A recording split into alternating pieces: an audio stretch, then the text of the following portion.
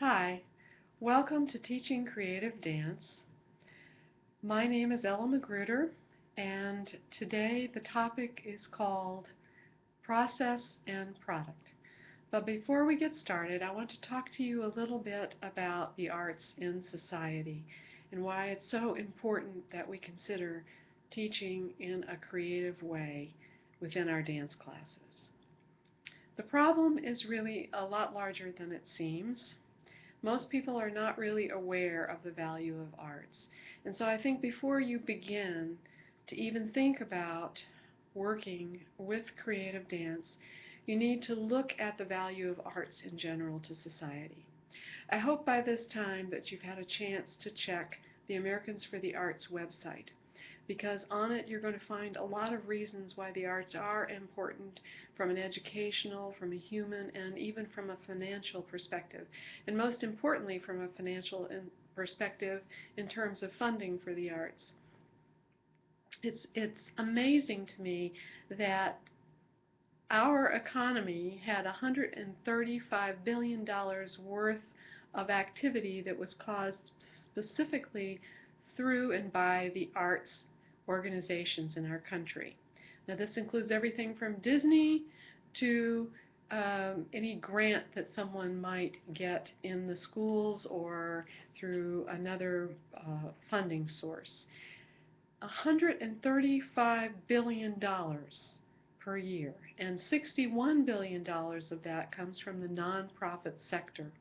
The nonprofit sector has a mission to better the lives of others in some way, and that's what the arts do.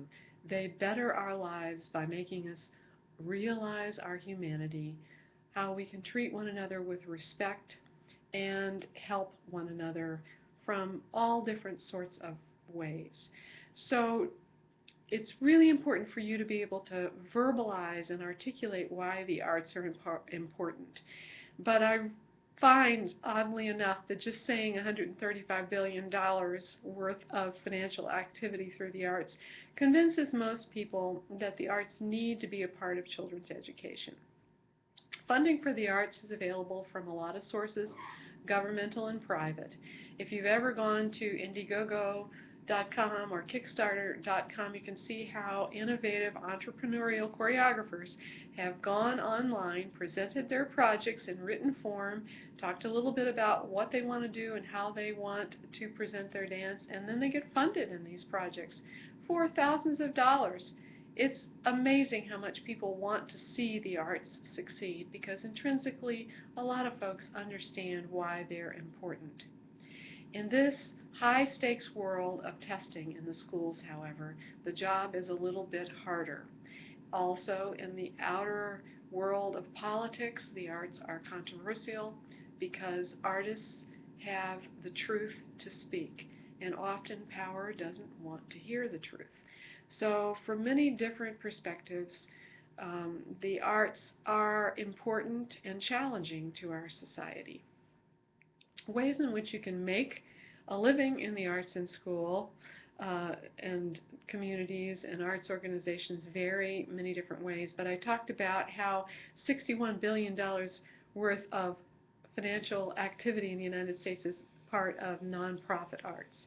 Well, nonprofit means that while you can't sell shares and make money on stock investments from the profits of your arts organization, you can make money and put that back into the organization to help your mission, to fund your programs, to support hiring additional people to help you do what you do.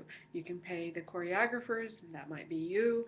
You can pay your dancers, your lighting designers, your composers. You can do what it takes to make a living. It's just that in a nonprofit situation, your organization or program has a greater or more altruistic purpose or mission. That is to serve, to be a vehicle where human lives can be improved in some way. So now on to the actual official lecture. which I'll be reading and speaking to you about today, and that is process versus product in teaching dance. And sometimes it's really referred to this way, process versus product, rather than process and product, because there's a bit of a controversy in the dance world about what exactly should you be teaching and how should you be teaching it. So, dance education is a very broad field. Dance happens in studios, in private and public K through 12 programs in schools, and also in colleges and universities, as well as in recreation departments, part of cities and towns. In all of these places and programs, the focus is on the development of skills. But although everyone wants people to be able to dance well and to dance fully and competently, not all of these programs include instruction in creativity or opportunities for it. And this is a mistake in my understanding of dance, because dance is a human endeavor that involves the body, the mind, all parts of the self, including what some people could call the spirit. And if you leave out and only train the body without a sense of involvement from the mind of the student who's dancing, then you really are missing out on a very large part of what needs to be educated and what needs to be transmitted and understood through dance for any student. Most studios specialize in skill development, and they do this through the study of a technique. Commercial dance studios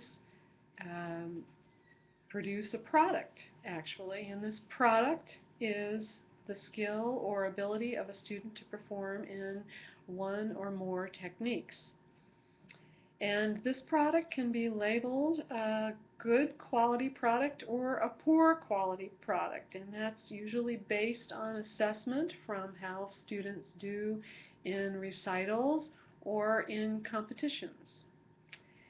And in most of these situations, students are taught to copy the teacher, follow the teacher, and they never have a chance to express what it is that they are learning through dance other than by copying and following. And this really, I think, also is a mistake, because there is another way of going about dance education, and it takes place in many K through 12 schools around the United States and in colleges and university dance programs. And this is an alternate way of teaching that focuses on the process of learning dance rather than just the end product. This process-oriented, creative perspective takes many forms, from actual courses in improvisation and choreography in colleges and universities, to creative movement in dance classes in physical education or in classroom elementary programs, in high schools, in the actual high schools that have dance as a subject, also with dance teams, show choirs, and in acting classes where all the students spend time in class or in rehearsal creating choreography. All of these tap something that is very important, that is the individual input and initiative to create something new, an expression of the self. In these creatively oriented classes and lessons and projects, students certainly do learn to move better. They practice their dances, they practice the movements, they get better and better, more graceful, stronger. They're able to work with their posture and their timing. But It comes through the development of creative abilities and ideas from each student who participates in this way, and also sometimes with group projects. Now, this type of class where we are having the students come up with ideas, try to find a movement that fulfills their expression, and to have them explore movement ideas. This is what we call differentiated learning, where you're taking the individual abilities of a student to help them learn information about themselves and about the topic of dance. In educational terms, we call this differentiated learning differentiation. And we recognize, again, that each child is different and that each child learns in their own way. They have distinctive learning modes. And the great benefit of this is that rather than being judged on a final product, do you get it or do you not get it, are you doing the right step or the wrong step, there is not a wrong or a right. There is an individual expression which can be strengthened and deepened and honed to become more expressive, more artistic, more aesthetic. And that in turn then helps to make the student a better mover and more skillful in a particular way of moving, which might be a technique.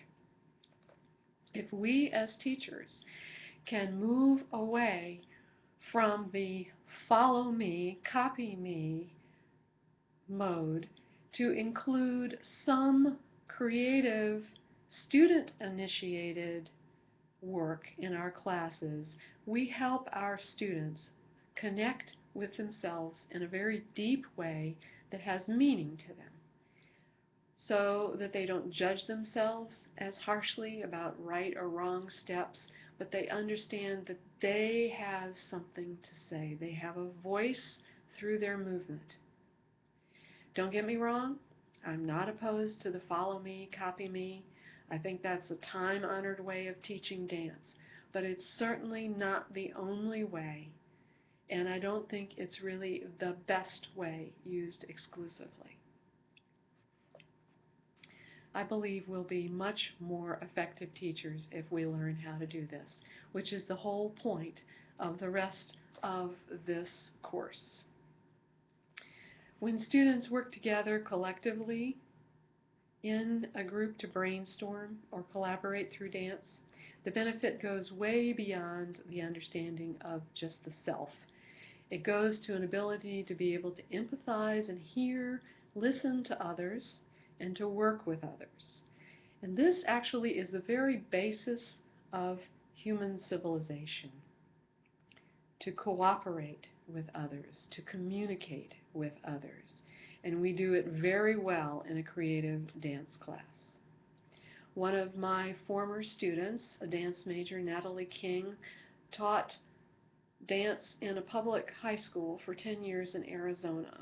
And she now teaches dance at Georgia College and State University. And she sent me these statistics, which I think are really important and refer back to what I talked about at the very beginning about the value of the arts. She sent me this.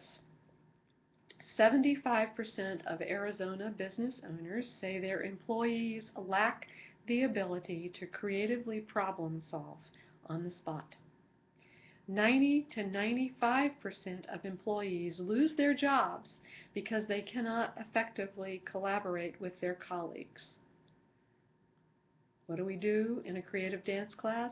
We help students work together to problem solve and to explore and to be creative thinkers.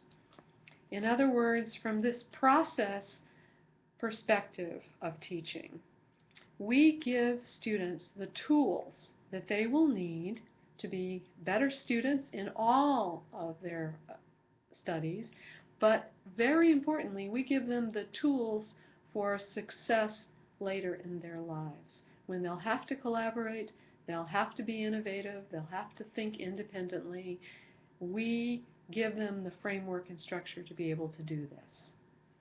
And if we teach nothing else to our students, then we will have succeeded in teaching something really valuable. So how to go about doing this?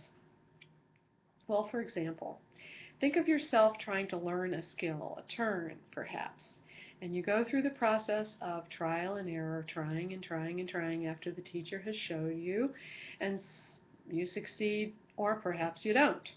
Then a creative teacher, one who is working from the process model of teaching in a differentiated mode, comes along and says, can you show me how you can do that turn faster? Now, can you show me how you can try it slower? Or how about using your arms in another way? Now, these types of questions are called crossover questions, and they encourage creativity and divergent thinking. Then perhaps this very creative teacher asks you to try that turn in a way that is entirely new to you, something you've never tried before, something different than those around you are doing. Maybe you invent a new turn on a tilt, or you try a turn that's on the floor. Well, after you try that, how do you feel? And this is very important to connecting into the self and self-knowledge. Do you feel a little more sure of yourself? Probably so. Do you feel a little bit more in control of yourself because you've taken some risks and you've learned what it is to be able to turn? Yes, most likely you will. And that experiment with your own initiative, using your own creativity, helps you to understand the elements of successful turning. So you might do that first turn that you were shown and you were maybe not as successful at learning. You might do it better after you've had that exploration. So this is an example of how working with creativity in a traditional skills-based technique class can help the student learn on a deeper way and value the student's input. Now, this creative dance theory can work not only to strengthen your skill, as I just talked about, and technique on an individual level, but will help you to become more creative, to think more divergently. That's like the going from one trunk of a tree up to the many, many branches. There are many solutions and many answers to a particular question. And working divergently and creatively helps any student feel confidence in their own physical and creative thought. And this creative thought is where your cognition and your cognitive part of your brain is working. In other words, you are inventing something of substance, which you can demonstrate then physically with your body, and this really gets your brain working. And working from this standpoint of process helps you generally to feel better about your abilities as well as to become better at moving. So all of these things, more self-awareness, development of creative abilities, cognitive understanding of meaning and expression in movement, the ability to collaborate and to move with confidence are all some of the positive things that come from emphasizing the process of learning rather than concentrating only on the product, i.e. the perfect dance, the perfect routine, the perfect steps. There's so much more to life than the perfect step. Creative dance, no matter what level of child or adult participant, reverses the team sport mentality of dance competitions where there are only winners and losers. These competitions place the teacher as an often stern and often unpleasant guardian of dance standards, who in the worst case scenario will do or say anything to make the dancers perfect. I am sure that I am not the only dancer who has ever had insults or even slaps directed at them when they didn't do exactly the proper step. This is in all instances, the worst of dance education, something to be avoided completely.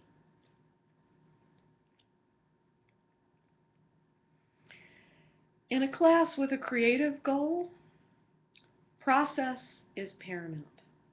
The teacher is a positive coach, facilitator, and questioner, as well as a dance role model and example. The product outcome of the creative class, the recital, show, or concert, is more likely to have real artistic expression and aesthetic value because the dancers will have invested more of themselves in the performance that they create. In best practice teaching approach, a teacher works to create a learning environment where it is safe for students to experiment with movement, to find their strengths, and to remedy their weaknesses. A creative dance environment promotes individualized learning and produces thinking dancers who understand what they're doing, what they're expressing, and why. One of the best things about a well-taught creative dance class is the support from peers as well as from the teacher, because not all activities are exclusively teacher-directed. But that will be a topic for another lecture. Thanks very much for listening, and I hope you take some time to make some notes, pause and stop. But in a capsule, I would say that the arguments for and against process or product can be bridged beautifully in any class if you try to do a little bit of both. And in general, you're trying to create a situation where the environment and climate for learning includes everyone in a can-do sort of situation. So think divergently, and goodbye for now.